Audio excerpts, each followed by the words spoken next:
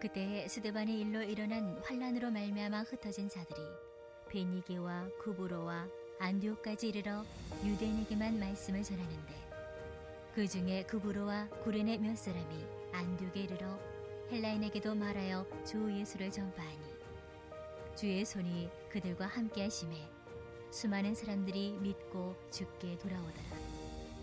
예루살렘 교회가 이 사람들의 소문을 듣고 바나바를 안디옥까지 보내니 그가 이르러 하나님의 은혜를 보고 기뻐하여 모든 사람에게 굳건한 마음으로 주와 함께 머물러 있으라 권하니, 바나바는 착한 사람이요 성령과 믿음이 충만한 사람이라. 이에 큰 무리가 주께 더하여지더라.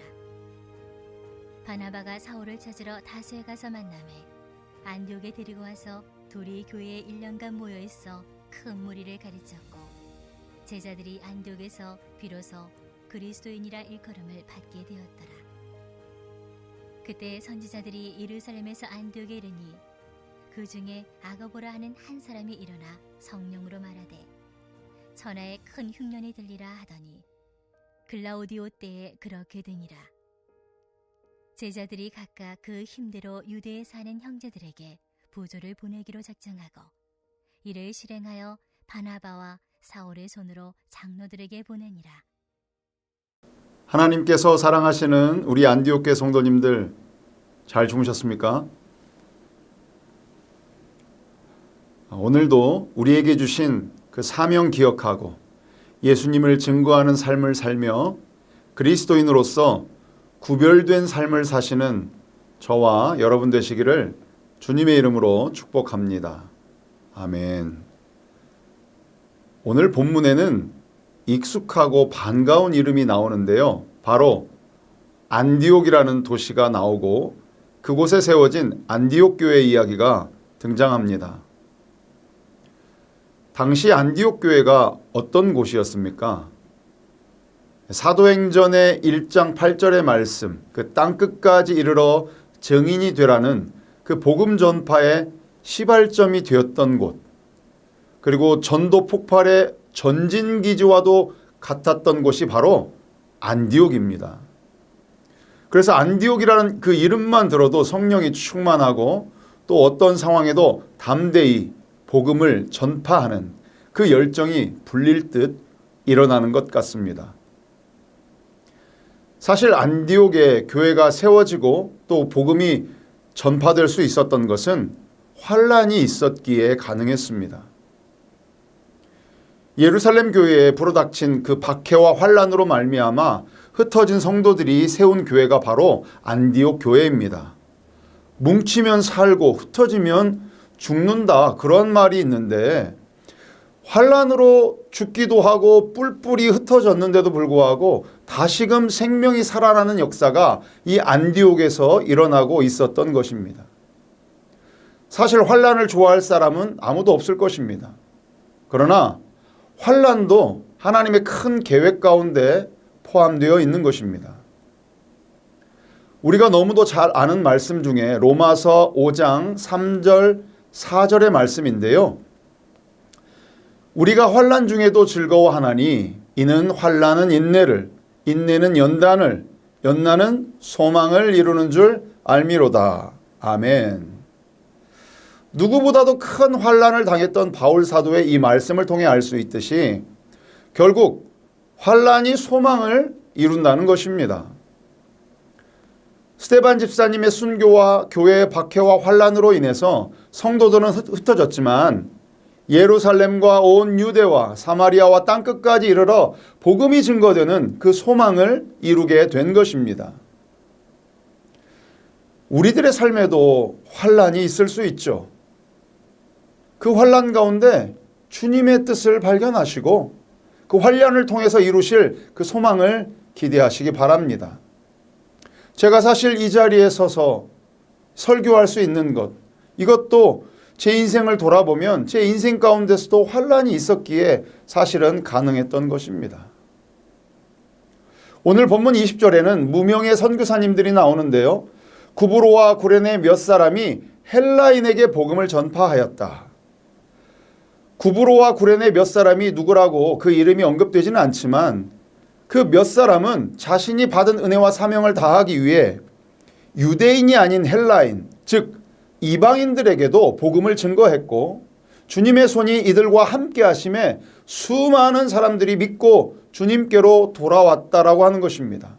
여러분, 복음을 전파하니까 주님의 손이 임했다는 것입니다.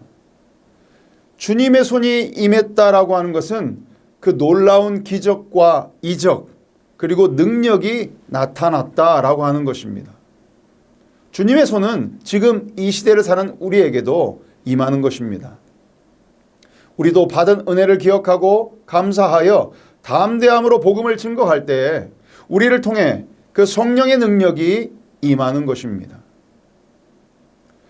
우리가 복음을 전파함에 있어서 미리 판단해가지고 야, 저 사람은 현재 상황과 성격을 봤을 때 예수님 믿을 사람이 아니야.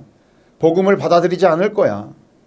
그래서 이 사람은 되고 저 사람은 안 되고 우리가 스스로 판단해서는 절대로 안 됩니다.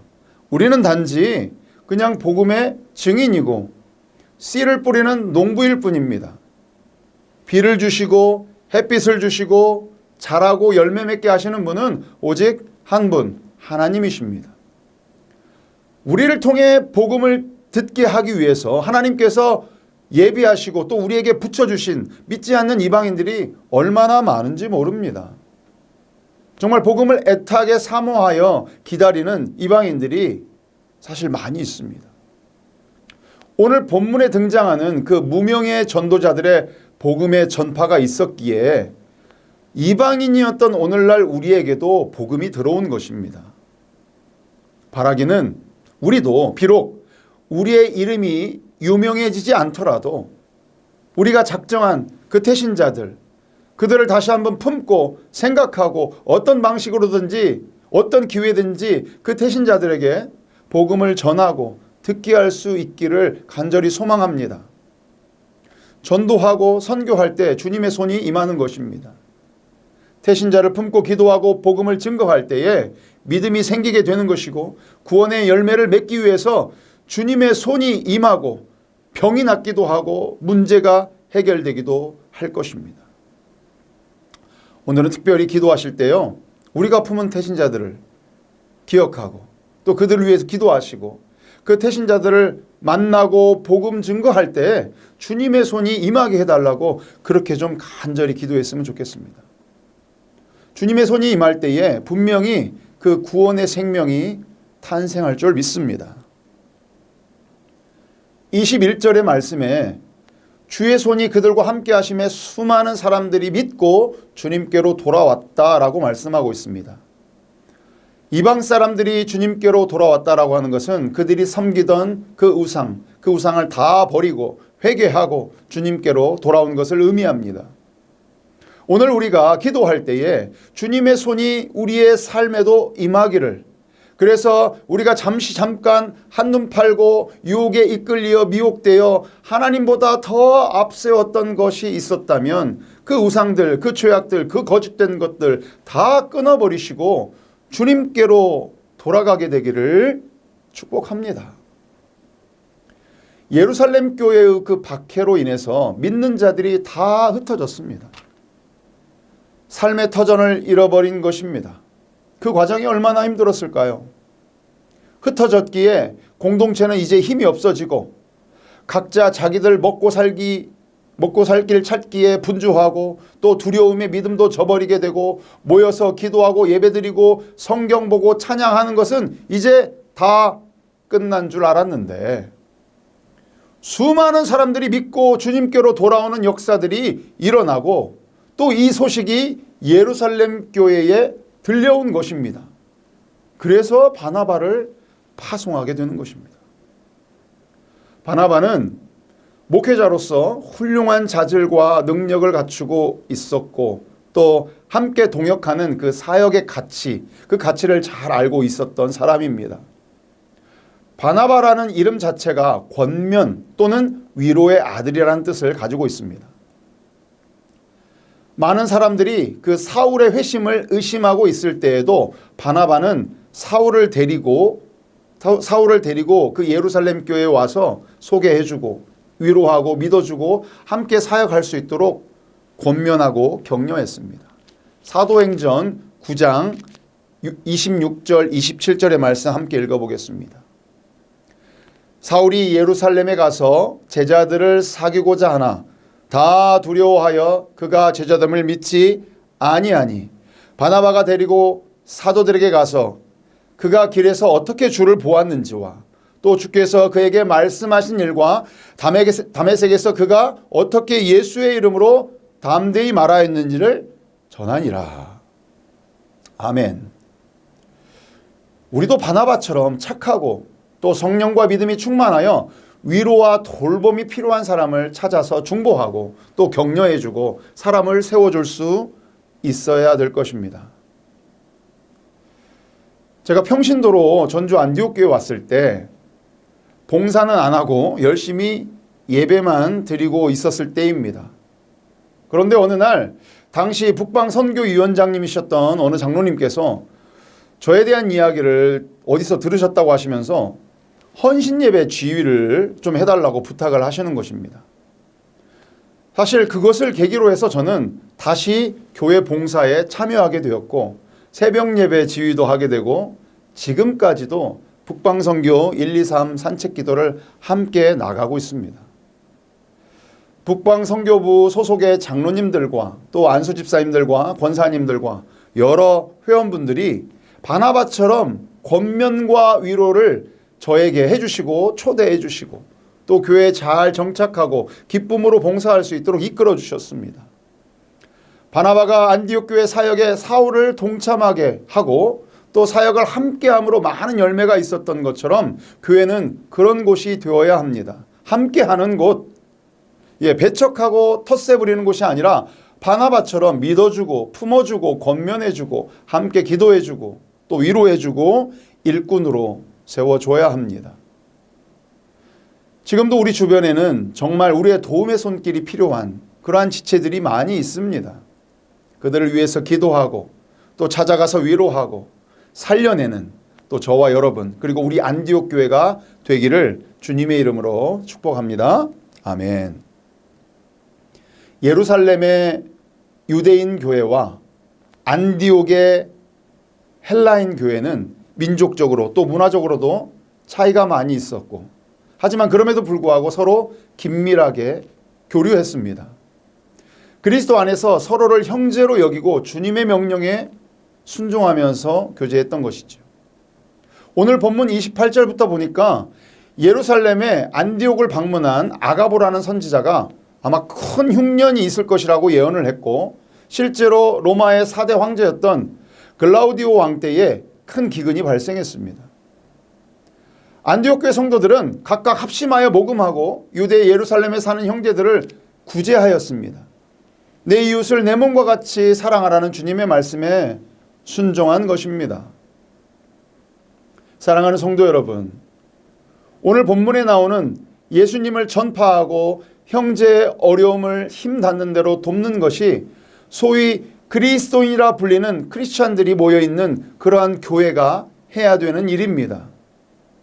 그리스도인이라는 말은 예수를 따르는 자들로서 특별하고 또 유별나고 구별된 삶을 살았기에 믿지 않는 자들이 붙여준 별명과도 같은 것이었습니다. 우리는 크리스찬, 즉 그리스도인입니다.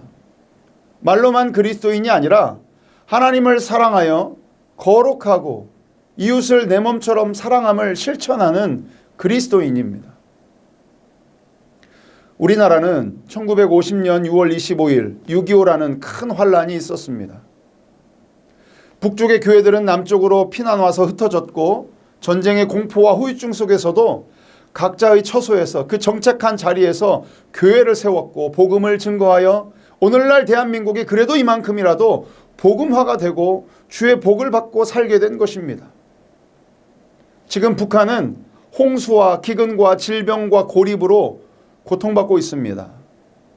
할 수 있는 힘을 다해서 북한 땅을 도와야 합니다.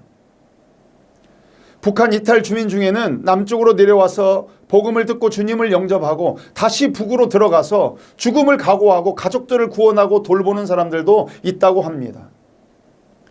북한의 김일성 주체사상 그 우상이 무너지고 저들이 핵을 포기하고 인도적인 차원에서 남북이 서로 오고 가고 협력하고 지원할 수 있는 길이 열려야 될 것입니다. 이를 위해서 우리 기도하시기 바랍니다. 우리나라 정부와 통일부가 세계 열강들의 눈치를 보지 않고 주도적이고 주체적으로 또 서로 평화로 대화로 서로를 인정하고 존중하고 이해하고 서로 만나서 함께 이 한반도의 평화 공존을 위해서 협력해야 합니다. 그리고 우리는 복음의 빚진 자 된 마음으로 사울과 바나바의 안디옥 교회가 유대 예루살렘 교회의 어려움을 보고 도왔던 것처럼 북한을 품고 기도하며 구제와 북방 선교 사역을 이어가야 될 줄 믿습니다. 그럴 때 다시금 우리나라 모든 교회에 주님의 손이 임하게 되고 그 능력의 손으로 성령의 권능으로 인해서 악하고 어두움이 물러가고 부흥의 불길이 타올라서 새롭게 되고 우리나라에 그리고 모든 교회에 그리스도의 계절이 찾아오게 될 것입니다. 우리 다 같이 그날을 기대하면서 우리 함께 기도하겠습니다.